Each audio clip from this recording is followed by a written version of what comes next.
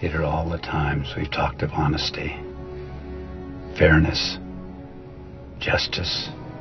All of those times I counted on you to have the courage to take those dreams out into the world. I can't live your dreams anymore. I want a life of my own. You've been given a gift, Peter. With great power comes great responsibility.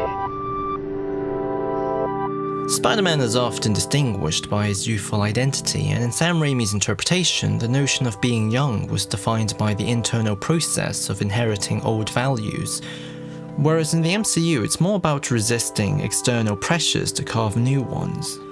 But in Spider-Man 2 and Far From Home, despite their differences in terms of tone, narrative context, characters, and even setting, they share the same approach towards being a sequel, which is to directly deconstruct and rebuke the lessons learned from the previous film. Now that both Peter Parkers have accomplished a level of confidence with their dreams, they have entered a stage where their lessons are no longer convincing nor fulfilling. These are both stories themed around want. Subsequently, they end up sharing more or less the same narrative ingredients. They're about letting go of the father, fighting against a substitute idol, and having a rebirth through love.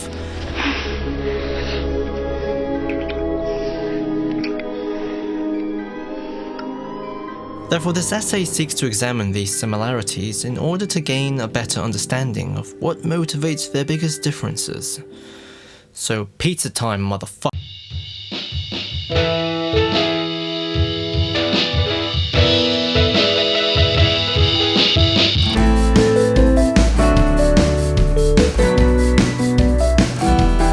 Did I tell you how my wife pretended to blip out? Turns out she ran off with a guy in her hiking group.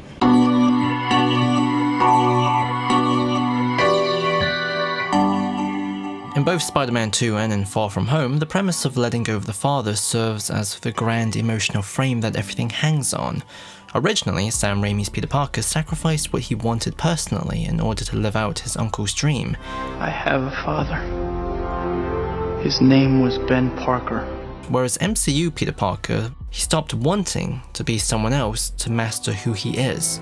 Last chance, yes or no? No. Okay. In both cases, the burden of being Spider-Man meant denying the self from personal wants, but the core messages are actually inverted. Surrendering to Uncle Ben's legacy meant letting go of reality and living out a dream, whereas declining Tony Stark's offer meant letting go of a dream to commit to reality. You can't be a friendly neighborhood Spider-Man if there's no neighborhood. And these differences makes Peter Parker subject to different forces of wants.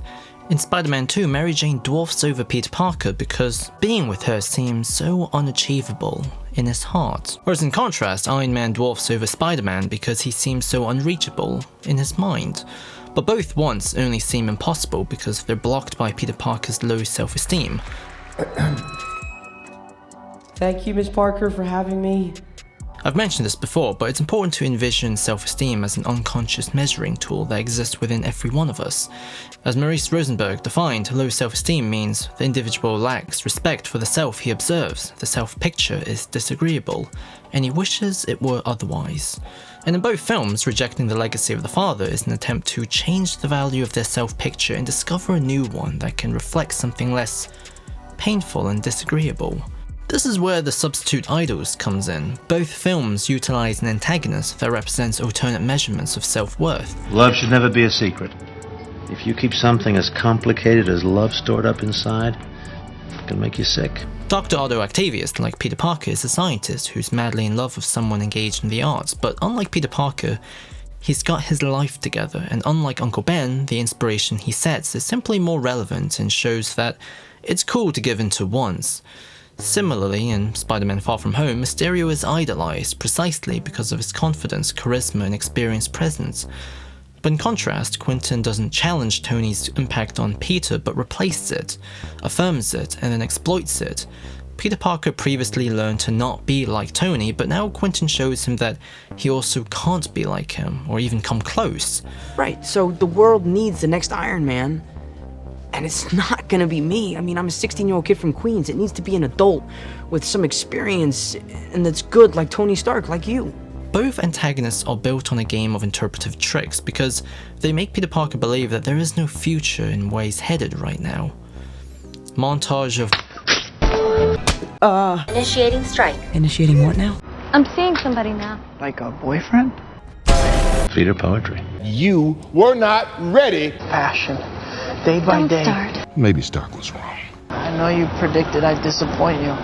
Bingo. Although the tricks are different in the sense that Otto contributes into making Peter believe that what he learned from the previous film is incompatible with what he wants right now, whereas Mysterio makes Spider-Man believe the lesson of humility he learned from before is the only way he can solve the problems in his life, regardless of the context. He knew every mistake I ever made, okay? So he must have known that I was not ready for something like this. Although both characters still similarly trigger their respective Peter Parkers into changing their directions in life, on one side of the universe, this is symbolized by Peter Parker refusing to take Uncle Ben's hand in order to be with Mary Jane and focus on his education.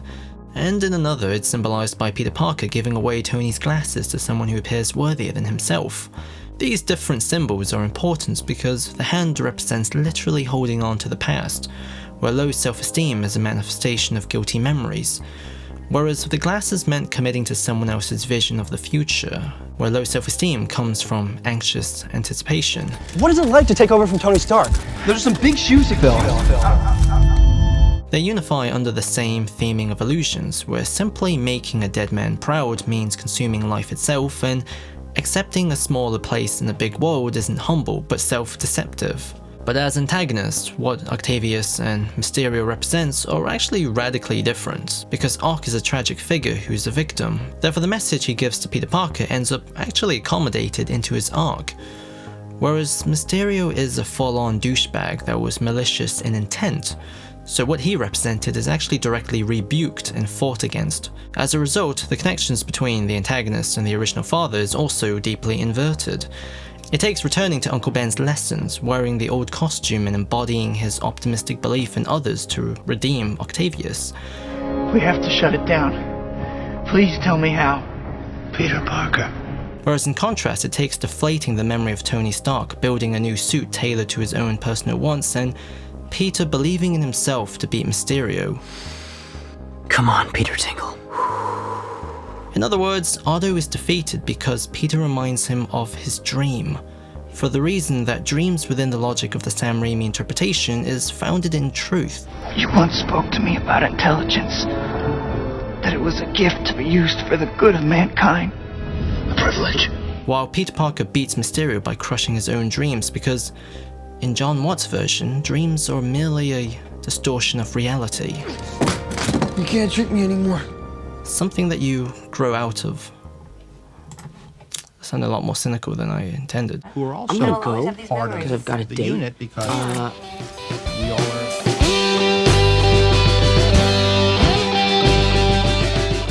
But where does Mary Jane and MJ fit in? Functionally, they're the same because first, they're characters that give Peter Parker personal wants that are distinct from his father figure. Secondly, they both represent Peter Parker's nostalgia because both Spider-Man desperately want things to go back to the way they were, where Tony was alive and he could simply be a friendly neighborhood Spider-Man. Does anyone have any neighborhood questions? And Mary Jane hadn't moved on, sucking face with an astronaut and was still chasing after him. And finally, it contributes back to the overall patterns of illusions because they center on how something unspoken can produce great pain and embarrassment. Were you only watching me because you thought I was Spider-Man? I don't know you. And I can't keep thinking about you.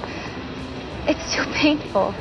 But connotatively, they are utterly different because in Spider-Man 2, the romance of Mary Jane is actually designed to criticize Peter Parker because within the second act, despite still being the protagonist, he becomes more or less a villain. He ruins Mary Jane's life by gaslighting her to the extent that she's misdirected into almost having an affair with him. Think about what? Picking up where we left off. Where was that? We never got on. You can't get off if you don't get... I've been thinking about it. Listen, there's more for me to say. Doc Ock is even pushed aside so a stronger wedge can be deliberately drawn between Peter Parker and the audience. This is done to create a dramatic contradiction that can be harvested to convey the central message of the story. that the power of want itself isn't something that can be fought physically, but emotionally. Which is an incredibly risky but incredibly cool storytelling technique because the audience's opinion is used to materialize an abstract emotion. My mind was playing tricks too. In contrast, in Far From Home, MJ is used to celebrate Peter Parker because first, this Peter Parker is not indecisive. I have a plan. Okay, first, I'm gonna sit next to MJ on the flight. Secondly, this MJ isn't in a relationship with someone else, so competing for her love doesn't mess with her mind. And finally, Peter Parker's love isn't a manifestation of doubt, but an act of reciprocation. He feels good making her feel good. Consequently, where Mary Jane was connected to a Peter Parker who had already changed but was slipping, the love story with MJ is the result of someone who's changing, because this infatuation is the result of a freshly new man. Where Peter Parker once loved the hottest and most popular girl in school and pursued only his own wants, he now loves the weird lonely girl who sits alone all the time because he gets to answer her wants. She's awesome, she's super funny in a kind of dark way, and sometimes I catch her looking at me and I feel like I've stood up way too. She's coming over. Just don't say it. What up, dorks? Therefore, what MJ represents means more to him than the power he has over her life. And this is the biggest contrast. MJ isn't involved in the illusions of want, but is the one spark of truth. Which is why, unlike Mary Jane, she confidently knows Peter Parker is Spider-Man, and after lying, she can't help but to go out of her way to confess the truth. So I lied. I wasn't just watching you because I thought you were Spider-Man. Peter Parker is rewarded for his perseverance in both, but in Spider-Man 2, it's in spite of his foolery. I know you think we can't be together. But can't you respect me enough to let me make my own decision? Whereas in Spider-Man Far From Home, it's because of his sensibility.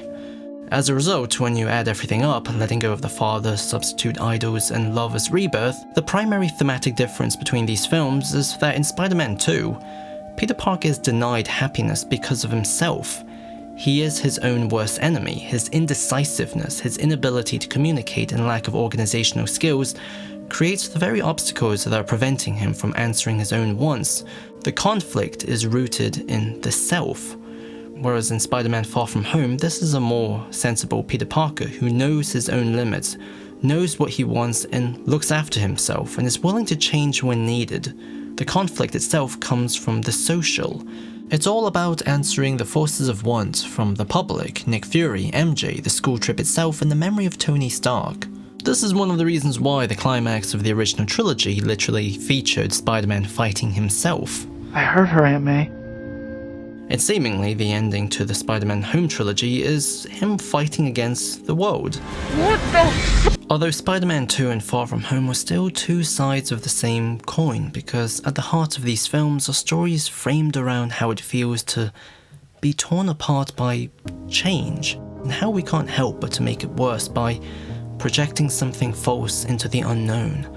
Because in both cases, they're films that show us that illusions can't exist without us wanting it. And that desire comes from an acidic obsession with weakness, but we're all stronger than we think. So in the end, all we have to do to clear the fog is to simply hold on, and to understand that there's nothing wrong with loving yourself. The one thing that he did that he didn't second guess was picking you. I don't think Tony would have done what he did if he didn't know that you were going to be here after he was gone.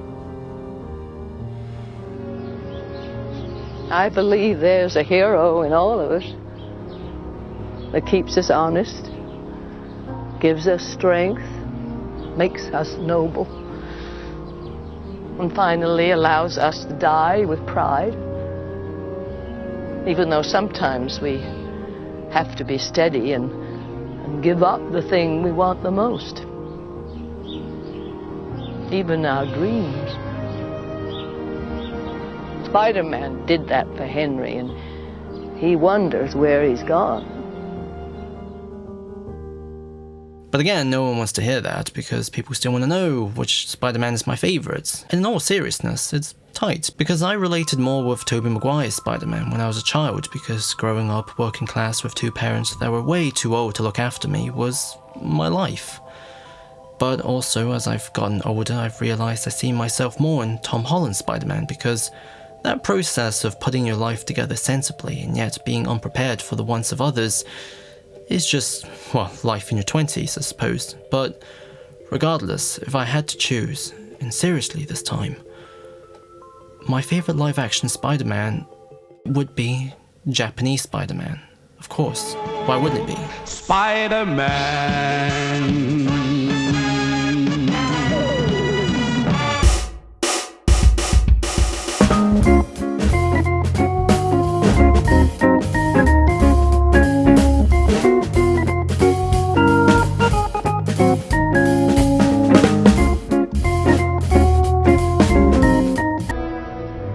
You want to get to him, you got to go through me.